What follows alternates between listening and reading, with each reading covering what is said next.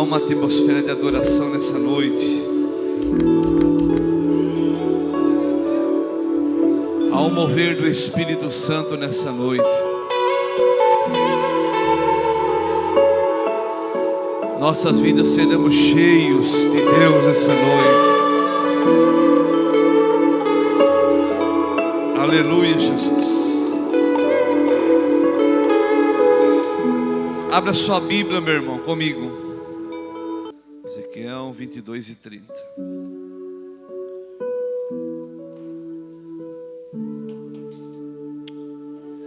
Glórias a Deus.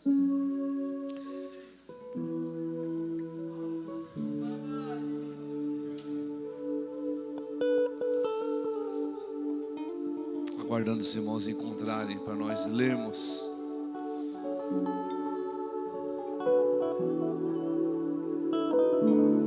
Ezequiel 22:30 diz assim: E busquei, em outra versão diz, procurei dentre eles um homem que estivesse na posição tapando as brechas do muro, e estivesse também na brecha perante mim, por esta terra, para que eu não destruísse, mas nenhum homem encontrei. Por isso, eu tive que derramar sobre eles a minha indignação. Com o fogo do meu furor, os consumi. Fiz que o seu caminho recaísse sobre a sua cabeça, diz o Senhor. Apenas esses dois textos. Jesus querido, nós estamos na tua casa, Pai, neste culto de Santa Ceia, Jesus. Eu tenho em minhas mãos aqui esses 5 pães e 2 peixes para dividir com essa multidão.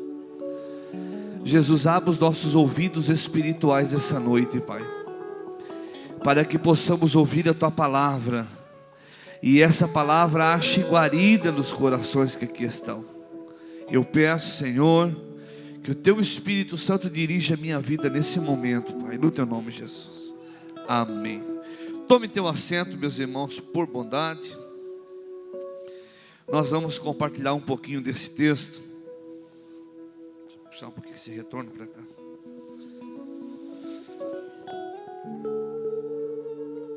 Esse texto, ele é uma grande mensagem de Deus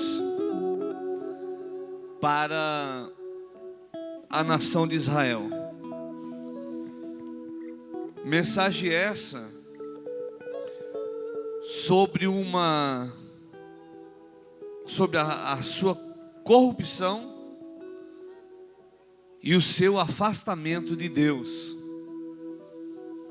Eu não gosto muito, meus irmãos, de trazer um conteúdo muito escatológico, porque às vezes tem pessoas que não têm um vasto conhecimento da Bíblia, às vezes se atrapalha um pouco. Mas para mim chegar onde eu quero, eu preciso navegar um pouquinho, né, na escatologia aqui, para você entender.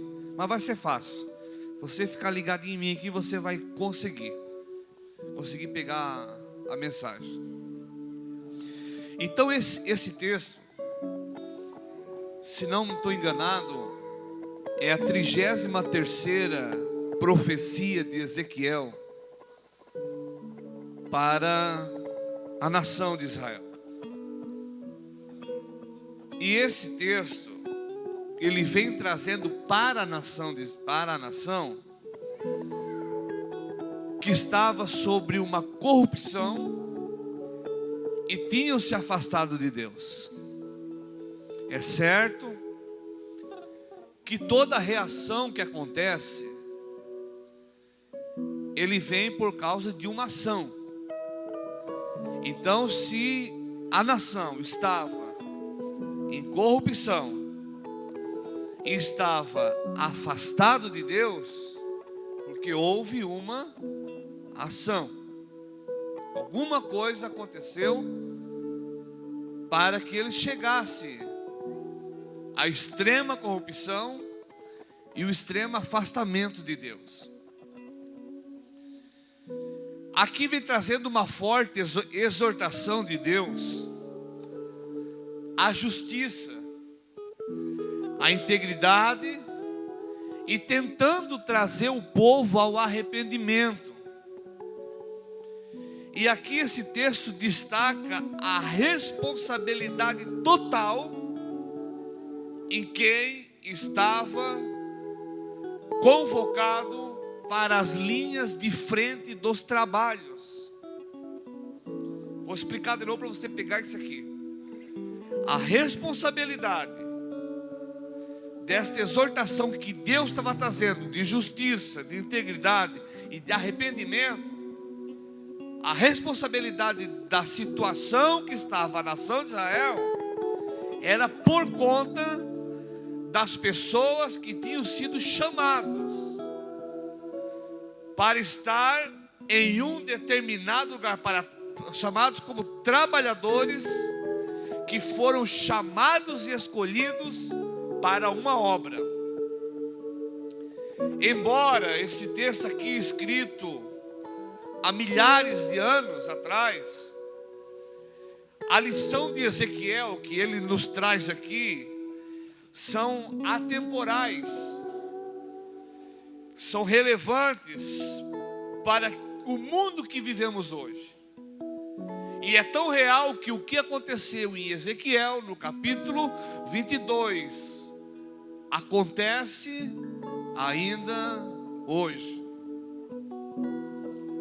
A mesma profecia de milhares de anos atrás, ela precisa ser apregoada hoje, precisa ser mencionada ainda hoje. Se nós voltarmos um pouco a palavra de Deus em Ezequiel, no capítulo 13, e no verso 5, onde Ezequiel também vem profetizando, ele diz o seguinte: não subestires as brechas do muro, nem reparaste os muros da casa de Israel, para estares firmes na peleja no dia do Senhor. Nesse texto aqui de Ezequiel 13:5, nós vamos encontrar Deus já alertando o povo sobre uma ruptura que tinha nos muros. Deus já vinha alertando o povo: olha, vocês precisam entender o seguinte, vocês não subestimem as brechas, ou seja, vocês não estão vendo as brechas. Vocês não repararam os muros da casa de Israel, para que tardes firmes na peleja no dia do Senhor. Então Deus vem aqui já falando das aberturas na parede, dos muros que traziam a proteção para Israel. Na época do cerco da cidade, em que as brechas do muro foram abertas nas paredes das fortalezas da cidade, competia aos líderes e a quem era escolhidos a defender as suas terras, ou seja, o seu local de trabalho, e ali então fechar as brechas para proteger do inimigo. Deixa eu trocar em miúdos aqui para você entender.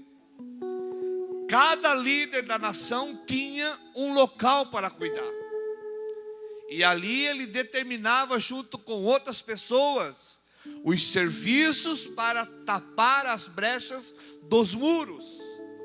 Porque se não tapasse as brechas do muro, o inimigo entrava pelas brechas. Segundo o que a história nos conta, os muros com mais ou menos 2,5 metros, 3 metros, 4 metros, alguns lugares de largura, 5 metros de largura, eles entravam dentro das brechas aonde os inimigos abriam e colocavam pedra por pedra para tapar as brechas, que senão os inimigos entravam. Então cada líder tinha o seu local para consertar. o seu local para trabalhar, o seu local para fechar, o seu grupo para administrar.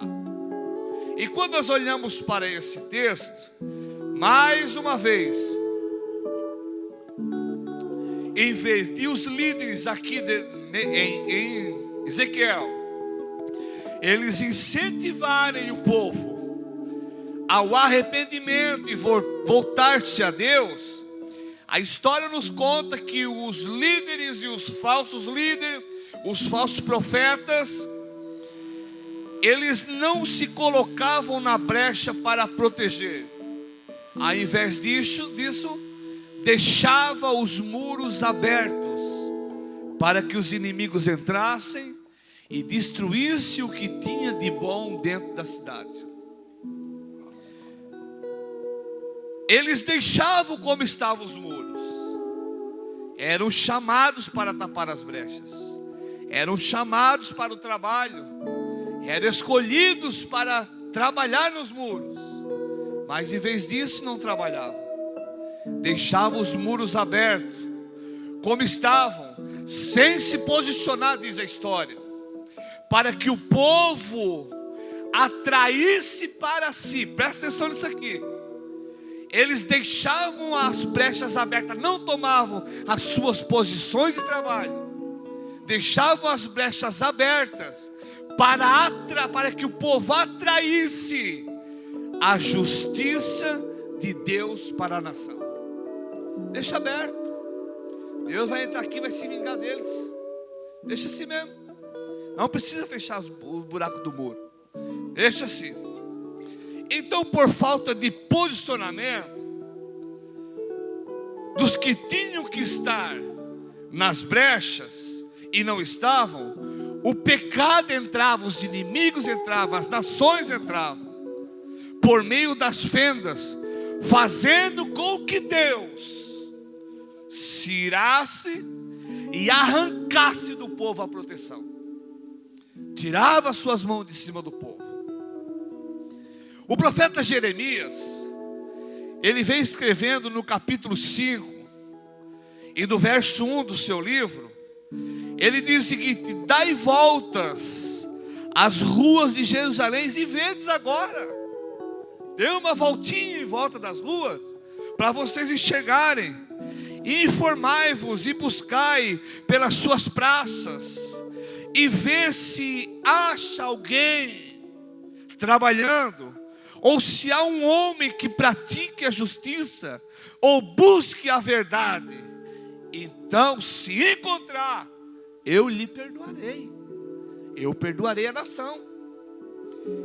Jeremias diz o seguinte: olha, procura se tem alguém trabalhando, procura se tem alguém posicionado na posição que foi chamado.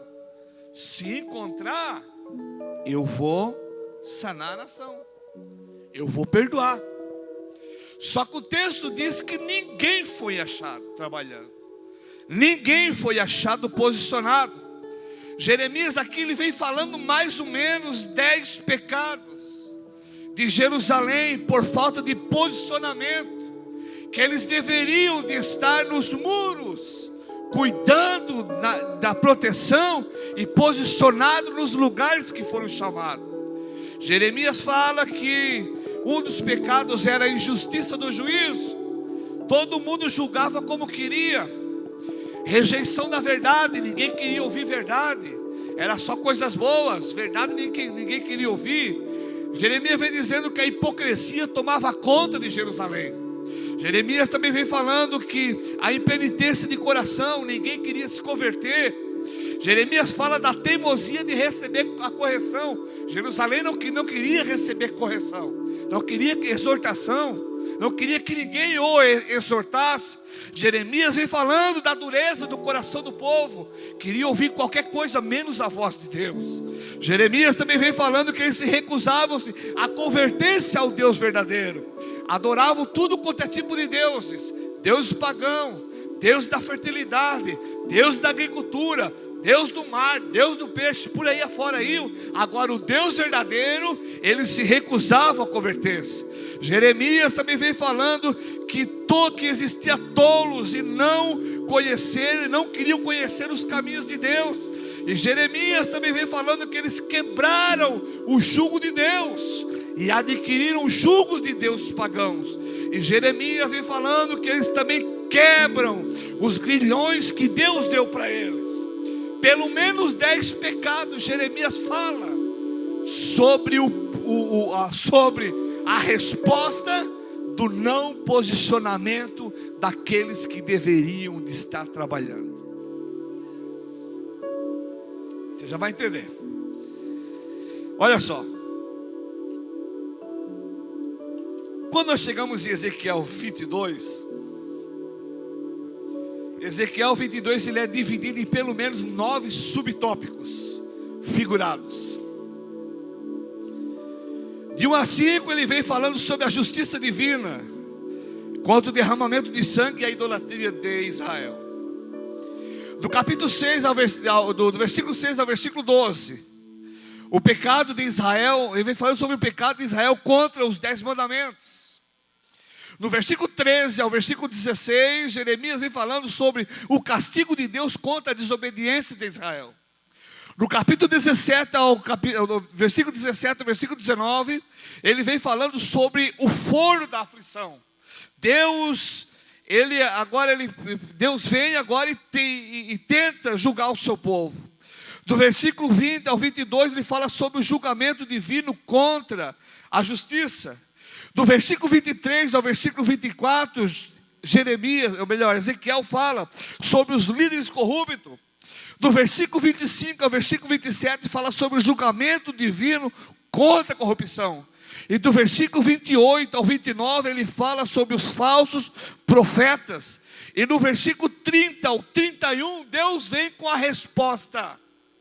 Por conta de toda essa sanidade que Israel adquiriu para ela, Deus vem com a resposta, porque todas essas atrocidades que Deus precisou fazer, o chamado da liderança e a responsabilidade dos líderes de Israel não estavam de acordo com o que Deus queria. Vem comigo. Ezequiel 22, 30, 31 que nós lemos, Deus agora procura pelo menos um. Deus procura pelo menos um líder que possa ajudar a nação a se arrepender de seus pecados e voltar a Ele. Deus não queria 10. Deus queria um, irmão Gabriel. Somente um. Que Deus achasse ele trabalhando na posição que foi chamado para tapar as brechas do muro, e não encontrou. Era só um que ele queria. Ele procura alguém que estivesse disposto a liderar e guiar o povo pelo caminho certo. Aqui nesse texto aqui, infelizmente, a Bíblia nos diz que nenhum líder foi encontrado disposto a trabalhar. E infelizmente Israel sofre a punição de Deus por conta dos seus pecados, porque ele não acha ninguém posicionado. Deus espera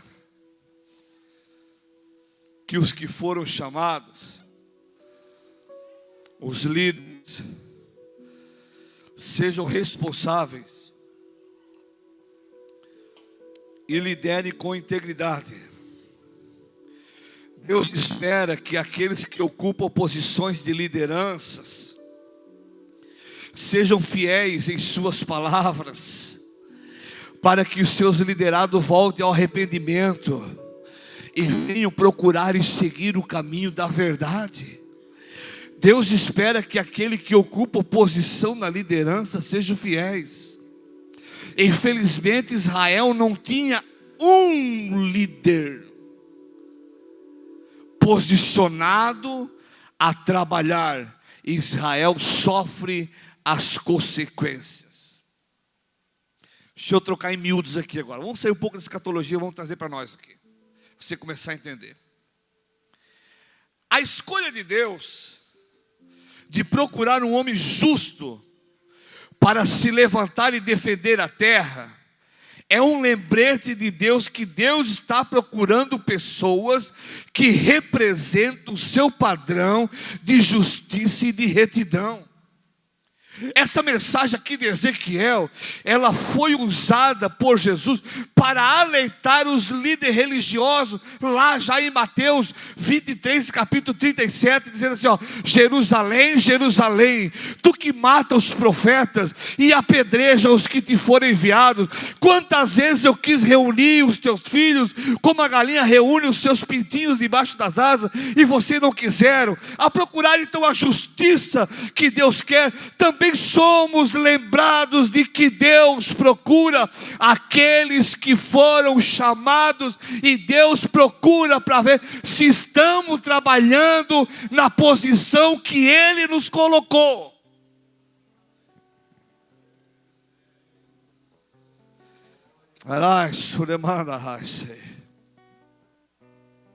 Quando nós falamos em brechas, quando nós falamos em buracos nos muros,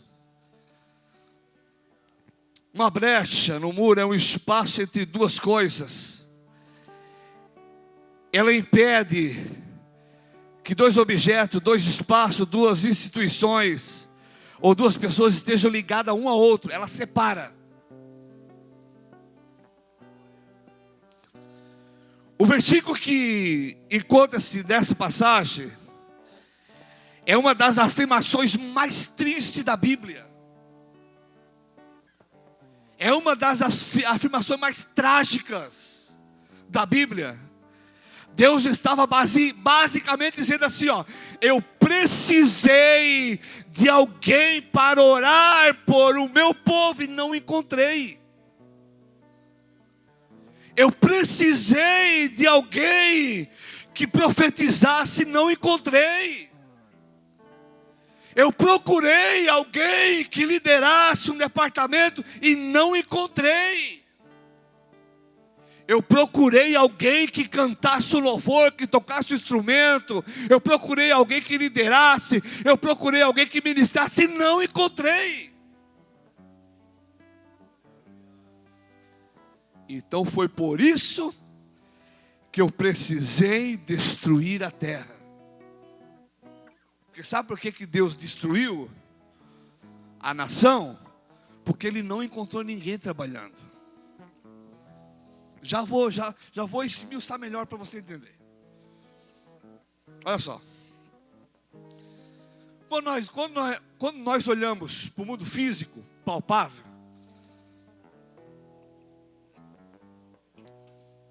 um grande filósofo chamado John Toland, ele defende uma tese chamada a tese da impenetrabilidade. Entenda só. O que é isso aí? Tese da impenetrabilidade. É dois corpos distintos. Eles não conseguem ocupar dois espaços ao mesmo tempo. Ou estão no lugar, ou estão aqui. Na parte física, propriedade da matéria pela qual os dois corpos não podem ocupar o mesmo espaço. Ou eu estou pregando aqui e não estou dentro da minha casa, porque estou aqui. Ou o evangelista irmão Daniel está aqui e não está lá fora, porque está aqui. E não consegue ocupar dois lugares ao mesmo tempo. Essa lei da realidade. Então, quando esse filósofo vem explicando isso para nós, no sentido figurado, trazendo aqui para nós religiosidade, igreja, a característica do que não pode ser penetrado pelo Espírito, da incompreensibilidade. Olha só. Então nós estamos tratando aqui do quê? nessa noite, de pessoas que eram para estar em algum lugar, em alguma posição, para tapar alguma brecha, ou seja, trabalhar em algum lugar, e não estão. Ou nós estamos na posição que Deus determina para nós, ou estamos fora da direção e da zona de combate.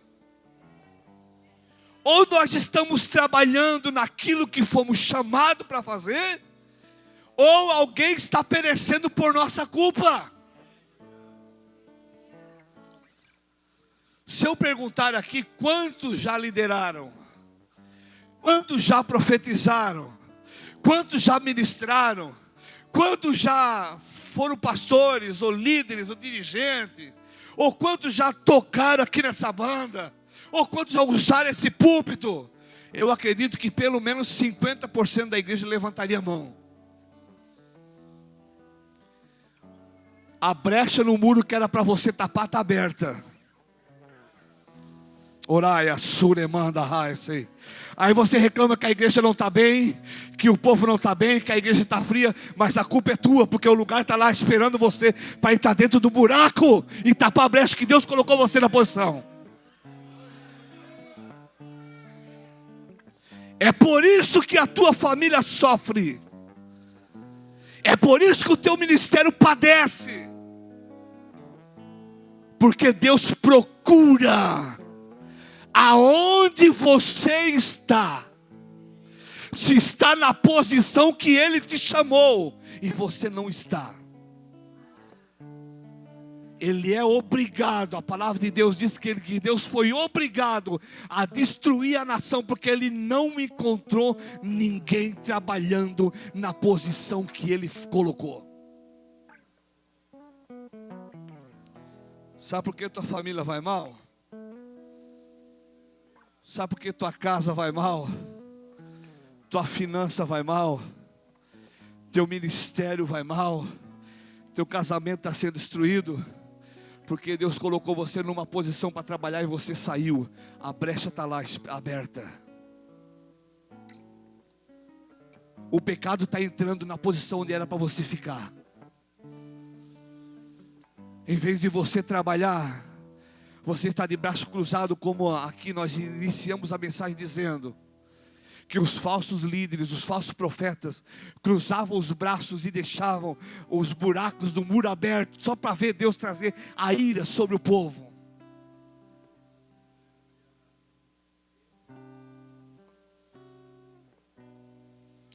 Quando nós olhamos para a vida de Jonas, Jonas por sua vez foge do propósito. O propósito é para ele pegar um barco para Nínive. Propósito de Deus, a brecha que Jonas precisava tapar era em Nínive. Deus direciona Jonas para Nínive. Jonas, eu vou para Nínive? Não, não vou. Bota outro tapar aquela brecha lá. Pregar para aquele povo, não quero. Vou pegar o navio para Tarsis. Desceu a Jope, pega o navio e vai embora. Deixa outro trabalhar no meu lugar, eu não vou pegar isso aí. Só que o Deus que colocou ele, mandou ele para a posição, é o mesmo Deus que controla tudo.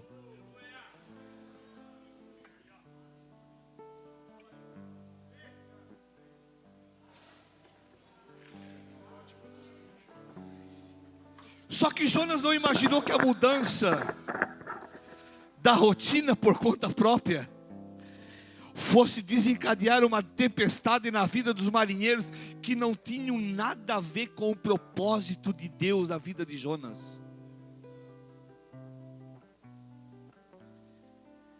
A tempestade faz os marinheiros jogar tudo, as suas finanças, os seus lucros na água.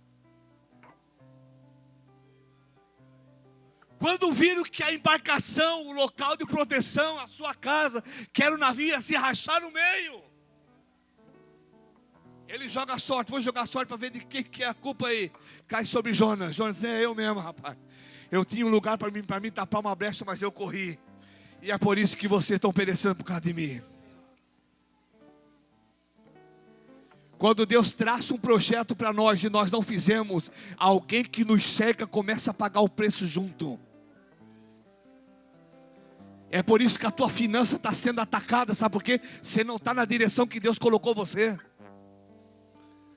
Você não está na posição que Deus te chamou. Você não está na posição que Deus te colocou. É por isso que os marinheiros que estão com você, tua família, teus filhos, teu pai, tua mãe, teu genro, enfim, alguém que está junto com você, está sofrendo as penalidades que não tem nada a ver com o propósito de Deus na tua vida, mas é por conta da tua desobediência. Existe um buraco no muro para você cobrir. Eu não quero isso aqui, esse departamento não quero, trabalhar nisso aqui não quero outro lugar. É ali o teu lugar. Nessa noite Deus chacoalha a nossa vida. Sai da tua posição, aonde não foi Deus que colocou, foi você que quis, e volte para a posição que Deus te colocou.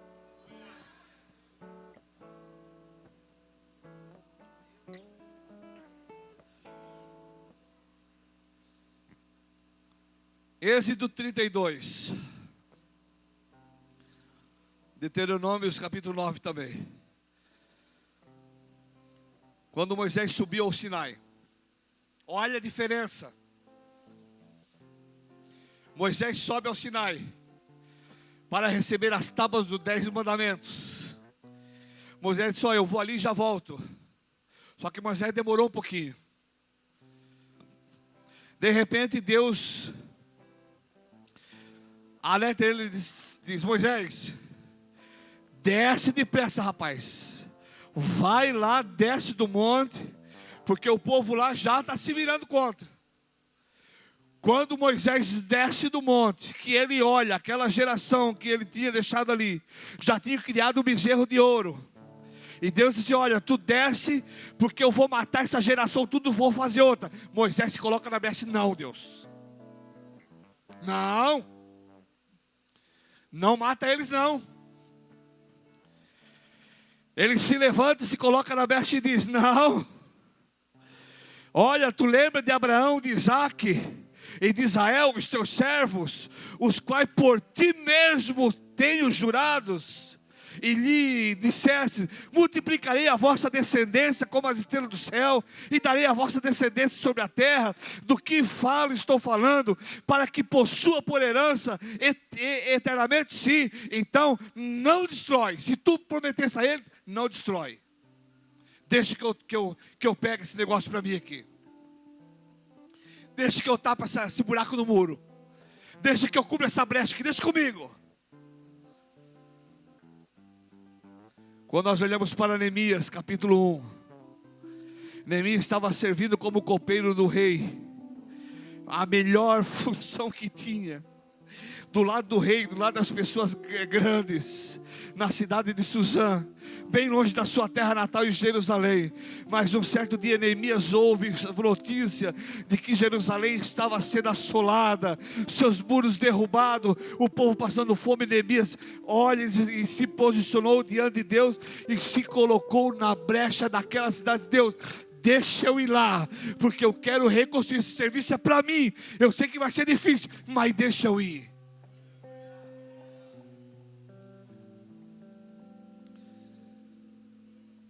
Israel pede o rei. Deus disse assim: eu sou o rei de vocês. Mas nós queremos o rei, todas as nações têm rei. E por que só nós não temos? Eu sou o rei de vocês. Mas nós queremos, então escolhe um. Escolhe Saul. Chega no dia da posse, Samuel convoca todo o povo. Vem o povo aqui para o centro da cidade, para o portal da cidade. Nós vamos apresentar o rei para vocês. Quando chega na hora de um homem entrar na brecha, cadê o Saul? Sumiu. Sumiu o Saul. Samuel entra no quarto: Senhor, o povo está aí. Eles vieram para a posse do rei. Cadê o homem? Deus está escondido na bagagem, fujão. Eu tenho um trabalho para ele, ele se escondeu no meio da bagagem. Procura por ele que está no meio da bagagem escondido. A mensagem de Deus para mim e para você nessa noite é o seguinte: te posiciona aonde Deus te chamou, senão o lugar fica aberto. Oraia suremancho e sei. Se coloque de pé.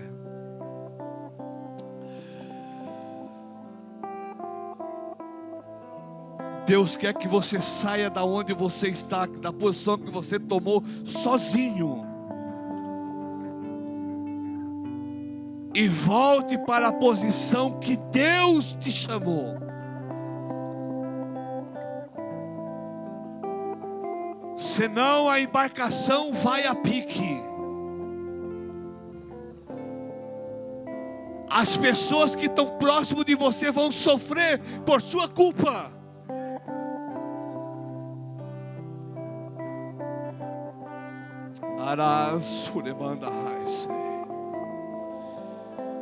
E sem contar que ainda tem que te jogar no mar. Além de jogar no mar, ser engolido por um grande peixe. Que o próprio Jonas disse que do ventre do inferno eu clamei. Não espere Deus descer você no fundo, para você entender a posição onde você precisa ficar. Porque os muros estão aqui. O teu lugar está aberto para você trabalhar. E você está na posição errada, por sua culpa. Não é porque o pastor, Deus falou com o pastor e disse que o seu tempo deu. Não é isso aí. Você tomou a posição sozinho. Eu quero orar por você nessa noite. Vem cá. Quem precisa de uma oração?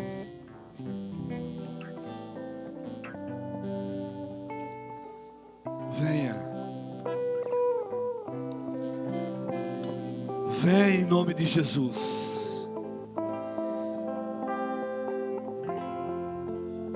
Eu sei que não é só eles não, meu irmão. É crente velho que precisa de oração.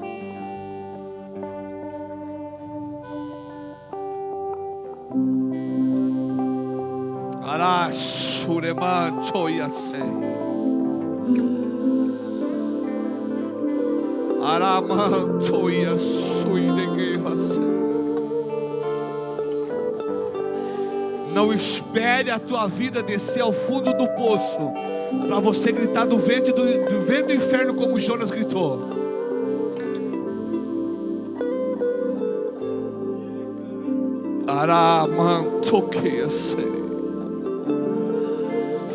Não é só esse não.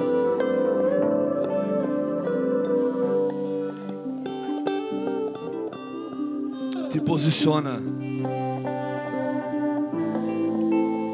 Posicione em nome de Jesus. Olha onde você já teve, olha onde você está hoje. Olha os cargos que você já ocupou e olha onde é que você está hoje. Culpa de Deus? Não. Você tomou a decisão de ir para Tarsis. A posição tua era para Nínive. Você virou a bússola para Tarsis.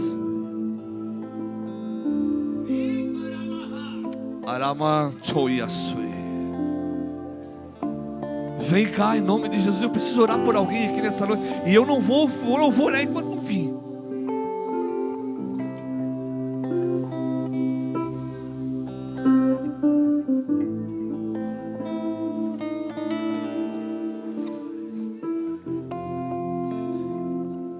Sai da direção de Tarsis. Vira a bússola para Nínive. O povo é incrédulo, mas é lá que Deus te quer. É de dura serviço. Você já foi contado até mesmo aqui em cima desse púlpito. Olha a posição que tu está hoje. Posso orar? Tu está na posição certa? Tua família não está perecendo por causa de ti? As coisas não estão dando errado por causa da tua posição? Eu vou orar. Os obreiros descem ali embaixo. Maravilhoso Deus. Uraias, remantoias.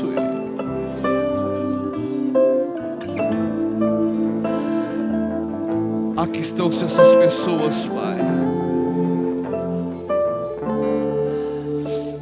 Tu conheces a direção dos teus filhos. Tu conheces, Senhor, a direção. Tu conheces aonde cada um foi chamado para estar, Senhor.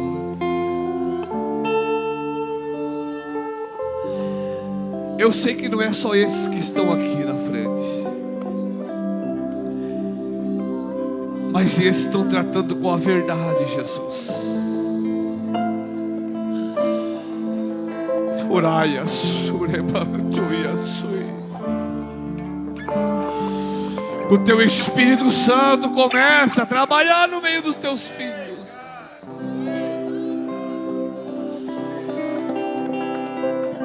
Vai restaurando a posição, Senhor, no muro. Vai recolocando os teus filhos novamente, Senhor, aonde um dia estiveram, Jesus. Oraia, sureia, indaia,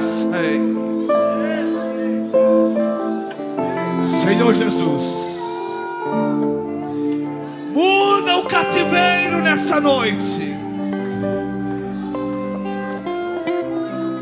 Vira, Senhor, essa chave na vida dos teus filhos.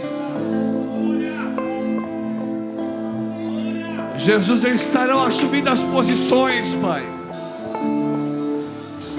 Estarão assumindo as posições a qual Tu determinou na vida deles. E eu peço, Senhor Jesus, o Teu Espírito Santo sobre eles, a Tua graça,